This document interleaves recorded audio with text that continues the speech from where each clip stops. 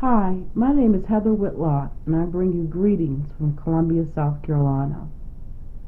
When I first saw this assignment, it rather intimidated me. However, it also allowed me to reflect back on the various lessons which have helped me to reflect back on my own ways in which I communicate. One of the issues that I feel has made a difference in my communication was that of facing the fierce conversation. Stewart noted that in dealing with the fierce conversation does not have to be a bad thing.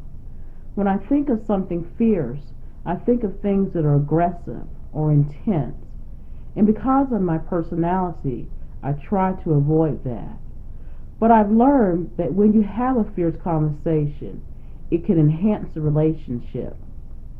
Ignoring a situation can be just as harmful, or more so, than confronting the situation.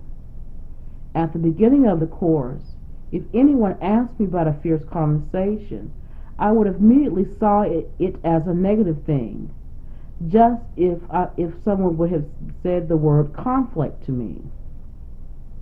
Stewart enlightened me to see that conflict does not have to be a negative.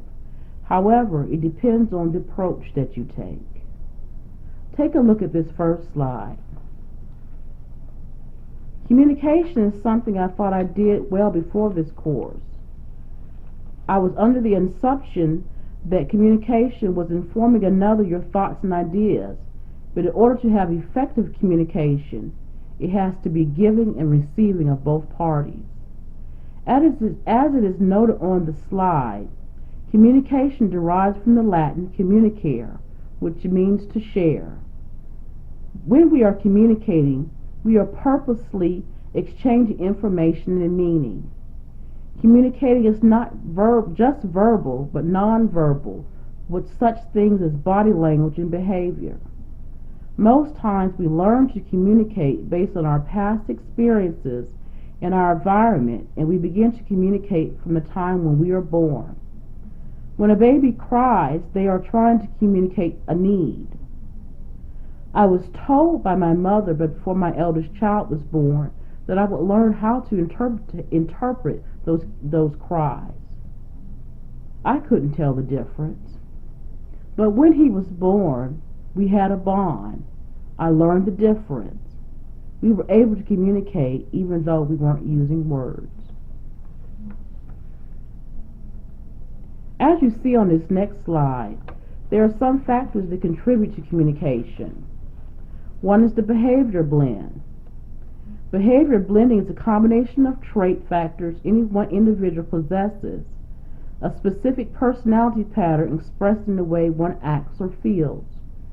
Carbonell further explains human behavior with the use of the DISC model, D being active or task-oriented, I being active people-oriented, S being passive people-oriented, and C being passive task-oriented.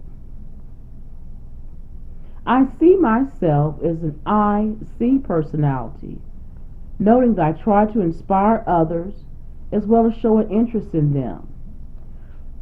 With the C, I try to be cautious in my conversation. However, sometimes I wonder if I'm too cautious, to the point that I may even lack honesty. I never wanted to be the type of person that hurts others. So many times in my life I was hurt by words, until I never wanted others to feel that same way. That I consider what Stewart stated in regards to deception. Do I deceive others when I'm not completely forthcoming? Should I learn to honestly express my thoughts without hurting the other? Deception was noted by Wilmot that is always damaging to the other person. It may appear that by deceiving another you are helping the relationship. However, in the long run, it only hurts. The other party has been given a false sense of security, and the relationship has been short-circuited, leaving the partner out. Stewart noticed to embrace the key phrase, I hear you, and I have a different perspective.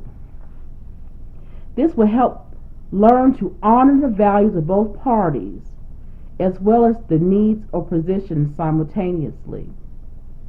Another contributor to communication is identity. Identity or self is a constellation of features or labels that establishes social expectations that we have for ourselves or for others. Our identity is our beliefs, and it surrounds our outcomes of conversations, and it is also something that we do rather than what we are. Our identity is a result of a mesh of events, experiences, and lessons learned over a lifetime. I also believe that identities evolve. The experiences I had when I was 14 are not the experiences I have at 44. Furthermore, because of the experience I've had has caused me to react and respond in a certain manner. At 14, I may have become very upset if a friend didn't speak to me. Now at 44, because of what I've seen and learned over the years, probably would not bother me as much now. And confidence within myself allows me to be self-assured and hopefully could add to someone else's experience. Now, the question remains, how do we effectively communicate? Take a look at this slide. We begin to communicate effectively by successfully listening to the other party and doing more exchanging words, but also exchanging how the speaker feels about what they are communicating. Effective communication provides understanding, improves relationships, awareness of nonverbal cues, as well as recognize the emotions of the listener as well as the speaker. According to Carvenho and Sobral, communication, both verbal and nonverbal, is fundamental in reaching negotiation results and resolving conflicts. When we place effort in listening and communicating, we can learn from both parties, exchange our viewpoints, as well as allow our relationship to grow deeper. Peterson noted that when we allow the speaker to speak without having to be defensive, allows him to think things through, and will later allow the speaker to be an active listener. What is needed to be an effective communicator? Look at this slide with me, please. I wonder if people ever pay attention to the way they sound when they are communicating with others. Do we ever even sound concerned to the other party? I've also been in the company of another person, and you could just tell they weren't interested in what was being said, and I'm sure this made them feel devalued or unimportant. We want the listener to feel understood, heard, as well as feel safe. It will also relieve negative emotions. When you give nonverbal cues, as noted on this next slide, try to use cues that match the words spoken. Adjust your signals and use body language to convey positive feelings. When this is done, the speaker will feel more secure and self-disclosing and will begin to relax and reduce stress. This in turn should lead to awareness. Communication is also essential in the workplace, noting that it is one of the essential elements of negotiation. It allows for a relationship of trust, clarity, and then understanding the real interests and motivations of the other parties. Because we have different backgrounds, we probably interpret cues and gestures differently. Look at this slide. Stewart noted that we are conditioned to respond to various situations as we see others in our culture react. However, in order to eliminate some of these negative nonverbal cues, Stewart noted that we ought to admit to the prejudices, commit to reducing them, identify stereotypes and modify them, and identify the action of the prejudices and modify them, and to seek feedback from others. Practice reading people and become aware of the differences in people and look for nonverbal cues in a group. As stated previously on the other slides, We should always be aware of nonverbal cues, as well as facial expressions, body movements, and gestures. Look at this slide with me. Eye contact, breathing, and muscle tension should also be considered. Body language, as most indicate, in this manner in which we communicate through nonverbal cues. According to Rugstagen, this can include how we greet others, how we sit or stand, facial expression, clothing, hairstyle, tone of voice, eye movement, the manner in which we listen, breathe, how close we stand to one another, and how we touch each other. The pressure of body language can be felt in emotional situations, especially when it speaks louder than words. These nonverbal cues can be misinterpreted, thus leading to misunderstanding. These cues can also tell the speaker more about the listener and how the listener feels about the subject more than the words. I have this same issue with my husband. He is a great guy. However, he does have a tendency not to listen to me when I'm speaking to him. It may not be anything important. I may just be talking about my day. Many times he'll be in the middle of reading a book or something, and I have to often ask him if he's even listening to me. He will respond yes, and will even repeat to me what I've said. But my question is this: if I really felt that he was listening, would I feel a need to ask him if he was listening? His body language tells me that he's not. Furthermore, there's a lack of eye contact. Even though he says that he loves me, little things like this makes me feel devalued. Now let's talk about being a more effective communicator. Take a look at this slide. In order to be an effective communicator, the listener should learn to focus on the speaker, avoid interruptions, and being judgmental, as well as show an interest to the speaker. Peterson noted that it may be tempting to interrupt the speaker and to give advice. However, when we interrupt, we become the speaker instead of the listener. When we listen, it allows the speaker to grow and accept themselves as well. As stated earlier, we communicate both verbally and non-verbally. Take a look at this slide, please. However, when we are involved in a dialogue, root word dia meaning through and log means speech, it isn't just with two people, but an exchange is taking place. One party receives or inhales, and the other gives or exhales.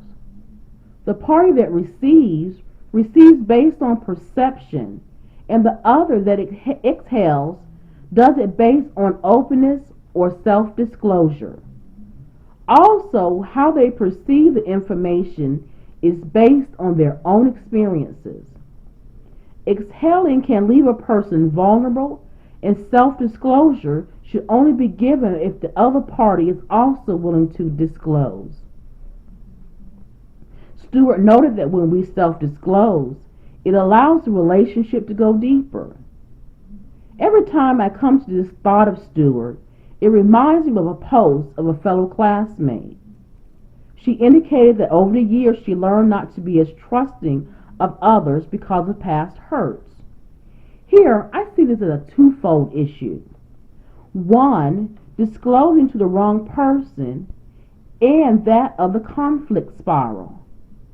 When we disclose, we need to be mindful of who we disclose and what is disclosed.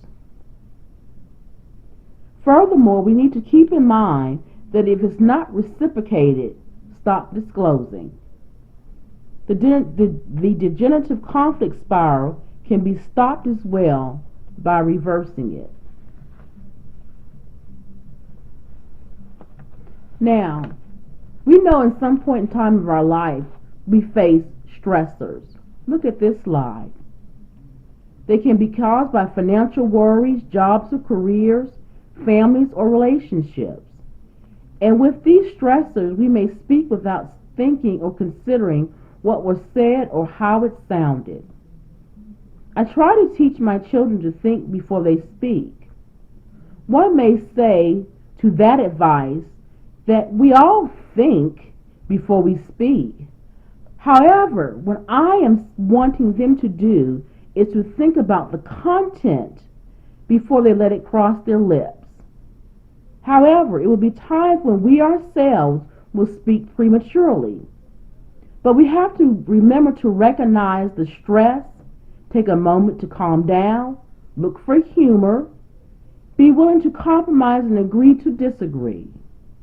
Peterson noted that when a person has suffered from a flat brain, for example, to remember not to hold what the other says against them or to yourself as well.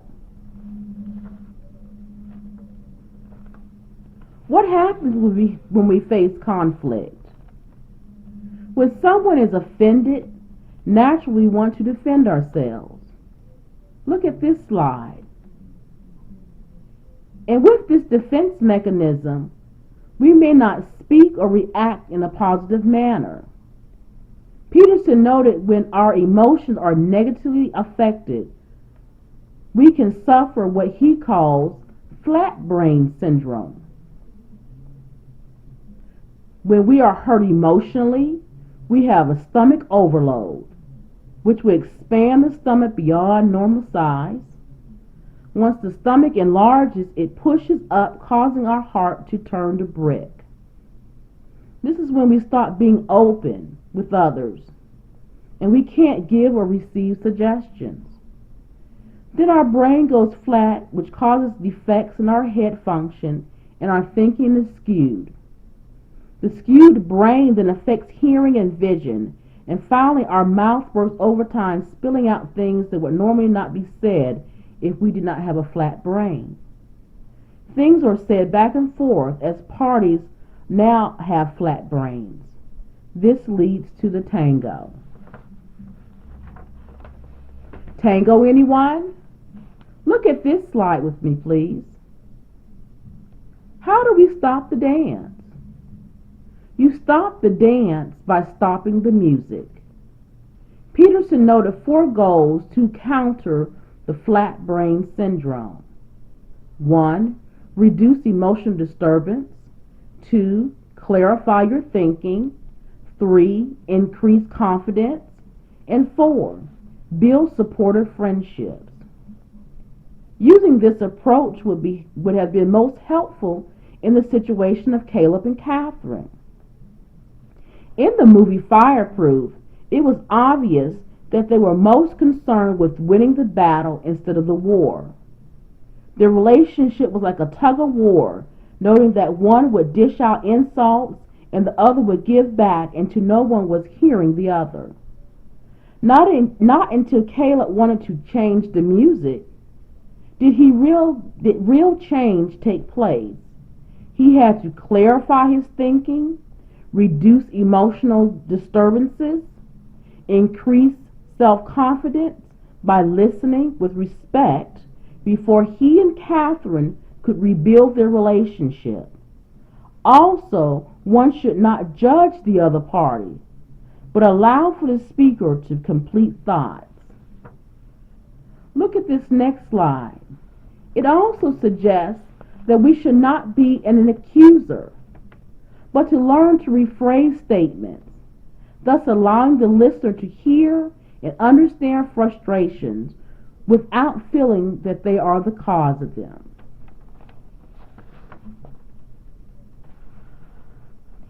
In order to be an effective listener, look at this slide.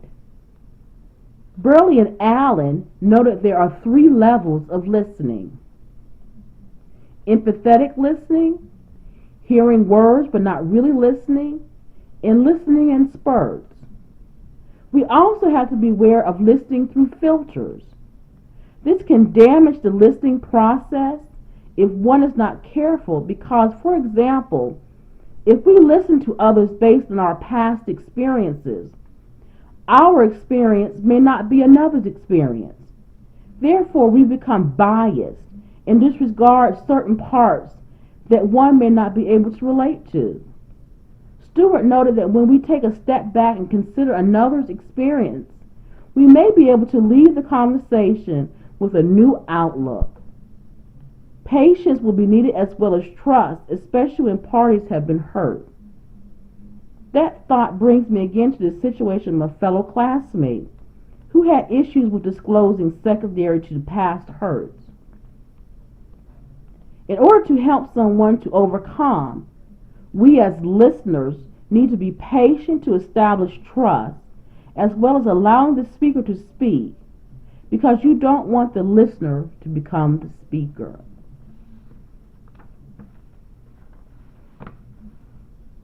Also, remember to consider the meta message. Look at this slide. When we are communicating, one should be mindful that the listener may read into what the speaker is trying to say. This seems to me be most common in close family relationships. I, too, have been guilty of reading a meta message with my husband. He may tell me that he's not ready to eat, and I interpret it as he doesn't like what I've cooked. One way to deal with the meta message is to create a meta communication. Talk about your ways of talking.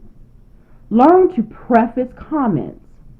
In this manner, both parties and their perspectives will be taken into consideration. Now, let's just sum it up. Look at this last slide with me, please. The Bible noted in Isaiah, the 1st chapter, the 18th verse, that we ought to come together and reason together, saith the Lord. Though your sins be as scarlet, they shall be white as snow. Though they be red like crimson, they shall be as wool. Within this verse of Scripture, according to Gill's exposition of the entire Bible, noted that God, despite being pleased with the nation of Judah, wanted to come together at the bar of mercy. He wanted to communicate with them and have a relationship. When we pray, we commune with God, and that tells me that communication and relationships are important to God. Therefore, relationships ought not to be taken lightly. They make an impact on the lives of others, and we as Christians need to place special importance on relationships and communication. Therefore, communication constantly needs to be considered and cultivated. As we communicate, we need to be mindful that we all communicate based on our experiences. Nevertheless, we ought not to avoid the fierce conversation and disclosure, as it can add to the relationship. Communication is the relationship. Therefore, we need to shift our ideas from winning to understanding. Finally, we need to learn to not to be an accuser. Thank you for this opportunity to express how this course of interpersonal communication has enhanced my communication skills. I hope you have enjoyed this presentation as much as I have enjoyed giving it. May God continue to bless you. Thank you.